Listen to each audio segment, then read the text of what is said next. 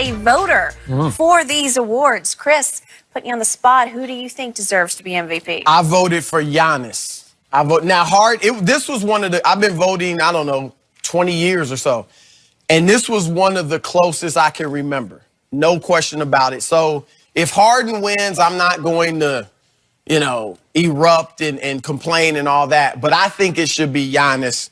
And here's why. Remember, this is a regular season award. The votes are due like April 14th or something like that. So forget everything that happened in the postseason. And to be honest, both of these guys had their low points in the postseason. So if we voted based on postseason, it would obviously be Kawhi. So I'm going regular season. We can go through the stats. Obviously, Giannis was great offensively, rebounded the basketball, had 6 assists a game, was arguably not only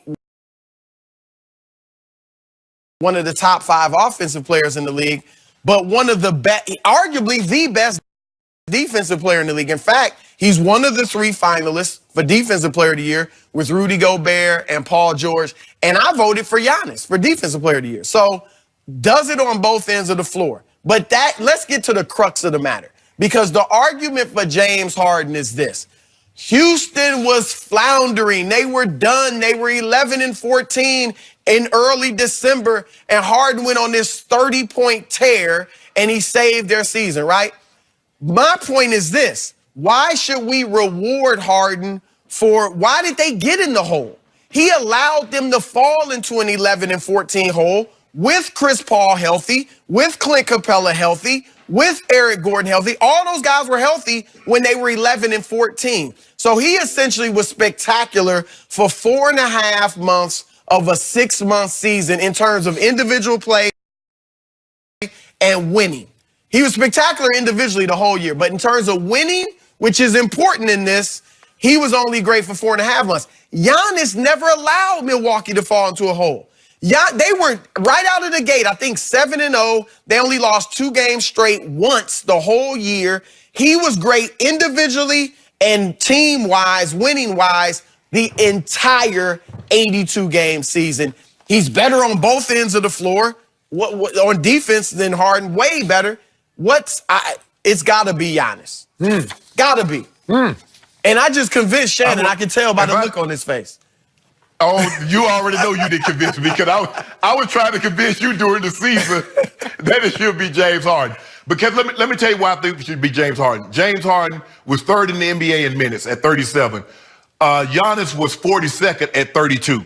And here's the thing that you keep saying, that Chris Paul was there. Chris Paul missed 24 games. Clint Capella missed 15. Eric Gordon missed 14. That's 53 total games between the 2nd, 3rd, and 4th best players. Middleton missed 5 games. Bledsoe missed 4. Brook Lopez missed 1. That's 10 games between their 2nd, 3rd, and 4th best players. Chris Paul, you said in December. Chris Paul missed 17 games in December and January. James Harden averaged 43 points, 8 assists in 39 minutes. That's what he did, Chris. But Chris was healthy. Oh. He went down after when the winning streak began. When they were 11-14, all those 3 players you mentioned were healthy. Why did Harden let them fall that low?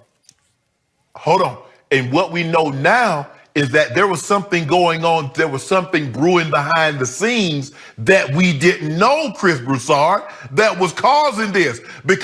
So is it an accident that these numbers went to historic levels once Chris Paul was removed from the equation? I think not. That's another reason. We've never seen an offense. Because Harden, he didn't alienate teammates. He didn't alienate teammates. Everybody was all love up in Milwaukee.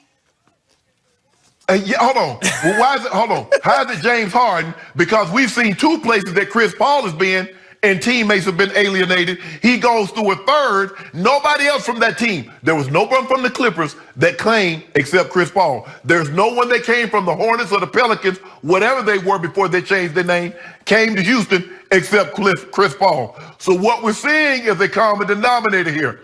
The numbers that this guy was able to put up on a nightly basis is that something we had never seen. Only 7 guys have this many points more per game than James Harden. 5 of them belong to Will. 1 belongs to Michael. The other belongs to Elgin Baylor. when you start getting to that historic type of category, man, MVP should be on your mantle. So allow me to say before I answer this question, this is going to be really hard for me to watch tonight because I just recently had to watch Giannis get exposed in the playoffs. He got exposed. And I recently had to watch James Harden do what he has too often done in the big game playoff stages, and that is fail miserably. Whether they had bickering going on, I don't know, but he failed miserably, and we've seen that regularly throughout his career. So now tonight I have to sit and watch, and I know I get it. The definition of the award is what did you do in the regular season? But man, it's got a big asterisk in my mind about it because I'm like, I don't know. Is it possible number 2 wins the award tonight in a shocker? Like he's an upset win? Not at all. You sure? There's not going to be a write-in vote, a late write-in vote? But it is too bad. We couldn't have had this. There's that lull before the playoffs start. I don't know what it is, 4 or 5 days? Why couldn't we just turn around and just do it you could on a extend Thursday it a week. night? You can extend it a week. Okay. You know, give them a few more days off. All right. And have a show. I agree. Just do the big, and it would really matter then. We'd be all over it. I'd be really, because then I'd have no playoff inglory to taint my view of these guys. I'd be thinking Giannis just had a breakout season, and I'm with you. I'm torn. I'm where I was. I'm with Shannon on this one because in the end, I do have to make 1 point for James's year on defense. He was second in the NBA in steals, and he was second in deflections. Is that not pretty good? Yeah, he was better doesn't that have impact on your basketball team? And then if you have 32 straight games of 30-plus points, that was revolutionary to me for a 6'5" guy to do that basically from the perimeter. 32 straight games, and his scoring average is the highest since Michael's in 86, 87. Wow, that's pretty great. And I do think, I'm with you on they struggled early because they were all struggling, and he was struggling too.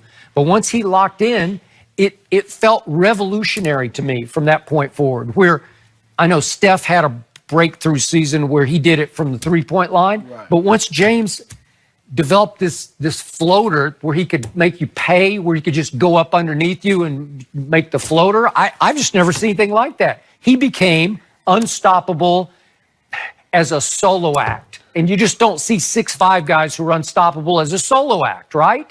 Look, he was fantastic. Wow. I mean, you mentioned it. And the way he did it, I love the way he did it. A lot of people said it was boring, but because it was incredible for one guy to dribble that much, everybody knows what he's going to do, and you can't stop him. You can't stop him. I mean, it was incredible. However, and I don't know if it's just Chris or I don't know if there are other players, but that style of play, particularly in the playoffs, but we're talking about the regular season, does that alienate guys? Because one guy is doing so much. It certainly alienated Chris Paul. Yeah. Now, I don't know about the other guys or not. You know why? Because he ran away with usage rate. I mean, he dominated 41%. Yep. And number incredible. 2 was Russell Westbrook with 33%. That's what? unbelievable. And that, I think you have to take that into consideration when you look. I don't want to take anything away from what he did individually.